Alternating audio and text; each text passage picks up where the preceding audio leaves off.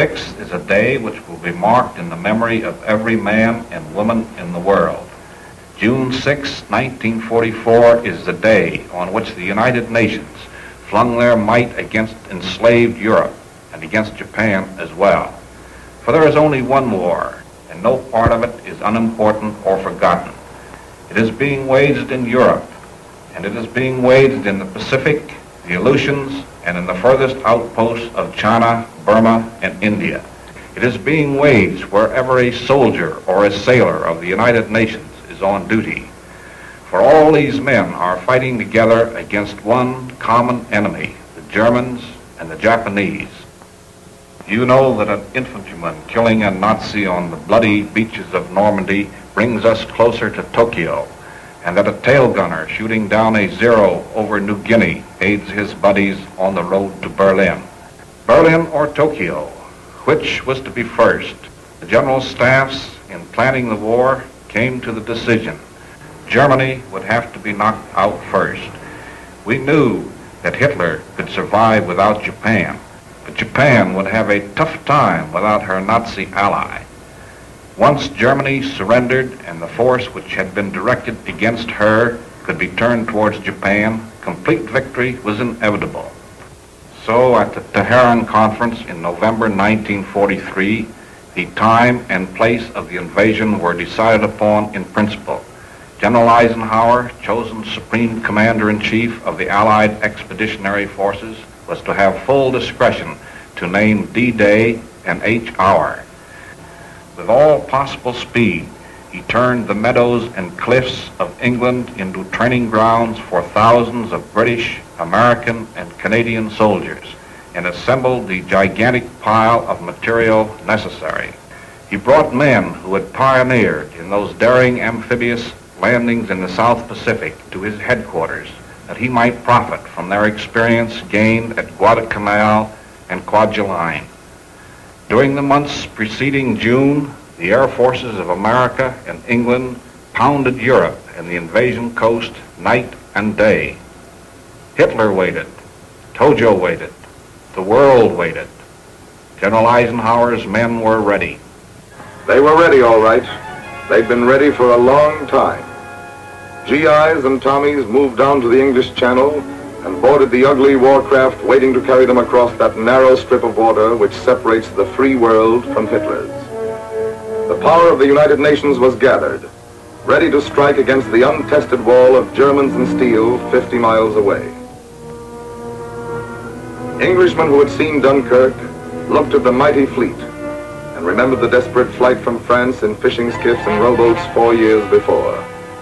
Now there were 4,000 bristling warships, heavy in the water with fighting men and the weapons of war. Things had changed. Aboard the boats, the men sweated it out, sleeping in shifts, waiting for the signal. Some of them tried to study the little invasion books on France and keep their minds off what lay ahead. Some of them read comic books, or the Bible, or whatever they could get their hands on. Anything to make the heavy hours pass more quickly. Men cooked what might be their last hot meal for days to come and stuffed it down and laughed.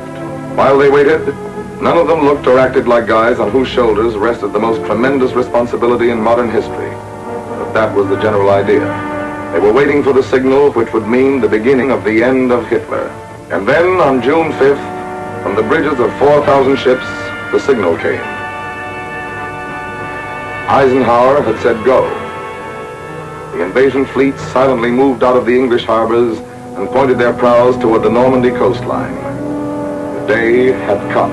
But before one landing barge of that vast sea armada touched the shore of France, these gliders, packed with airborne fighters, would have landed behind the Atlantic Wall. Before dawn tomorrow, these men would be gnawing at their rations in foxholes. Before dawn, these motorbikes would be kicking up dust miles inland from the beaches.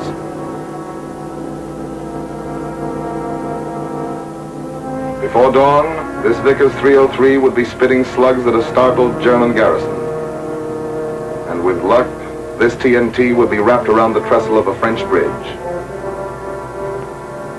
With luck, these bullets would be carving out a path for the invasion. Pack 'em tight, soldier. Check your weapons like you'll never check them before. If they don't work right tonight, you won't be able to complain to the supply sergeant tomorrow. When the sun goes down, you're beginning the invasion of Europe. The stuff went into the bellies of the big gliders. The metal of the guns was cold. By dawn it would be hot, or shot to hell. Barber, laundryman, errand boy, clerk, respectively. He was a bus driver. Now they were soldiers, paratroopers. Once Hitler had claimed that democracy is too weak to produce fighting men. He counted on it. Here in the twilight of June 5th was his answer.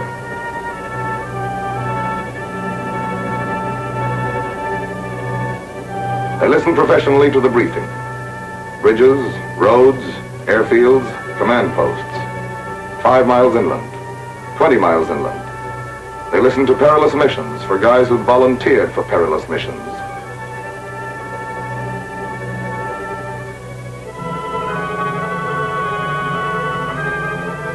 They were the spearhead of the world's mightiest attack, but they grinned with the confidence of men who know what to do.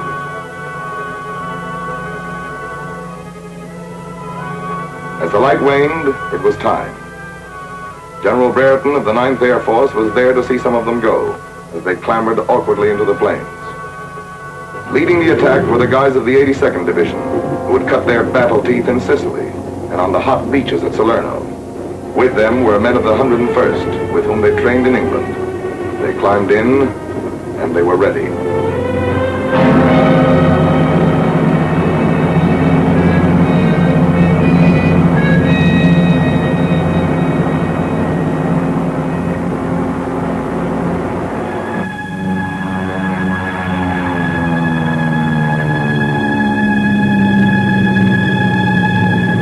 From airfields all over England came the roar of the C-47s of the 9th Air Force as they took off into the night.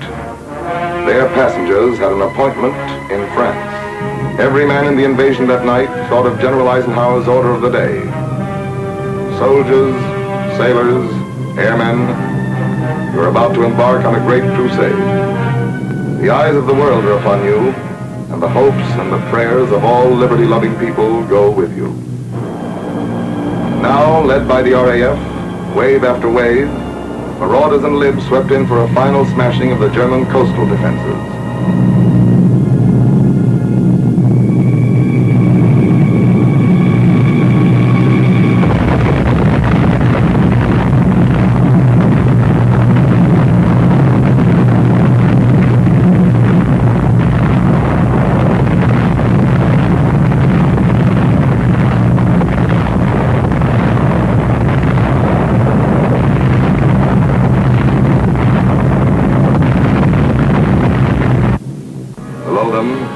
Strung out across the channel, the invasion fleet steamed relentlessly toward its objective, a 50-mile strip of French coastline.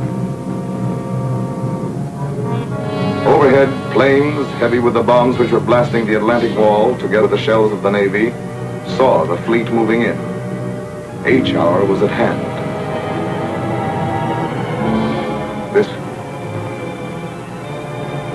There was France.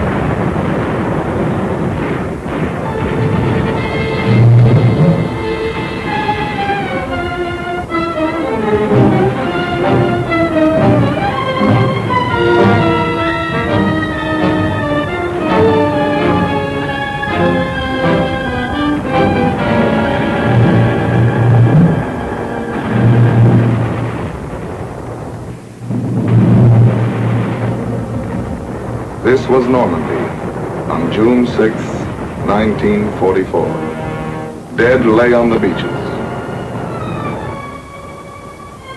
In the shelter of the cliffs, cared for wounded as best they could.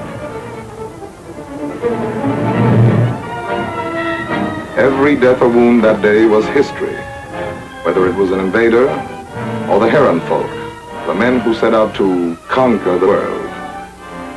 The look in the eyes of the men who had seen us crack their Atlantic wall was history.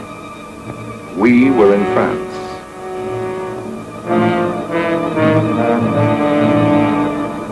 And offshore, there was history, too.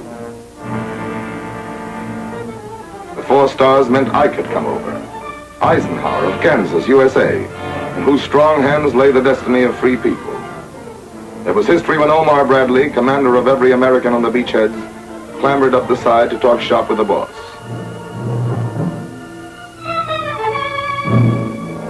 When they talked, his story was pretty proud. There was history when the ground force commander was piped aboard. Monty of El Alamein, Montgomery of Britain, whose men were once more facing the Rommel they had licked in Africa.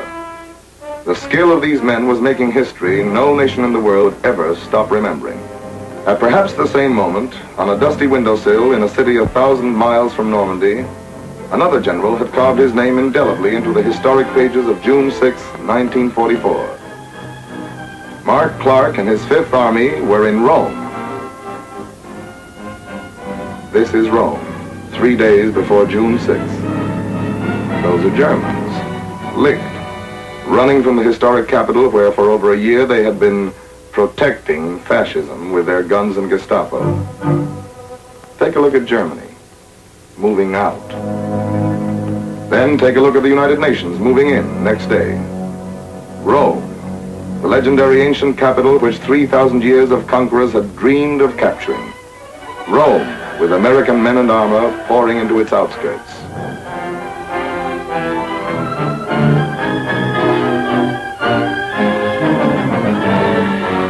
When Hitler conquered Paris, he dressed up his supermen and shined their boots, and came in on the step with drums. Not here. These aren't supermen and don't want to be.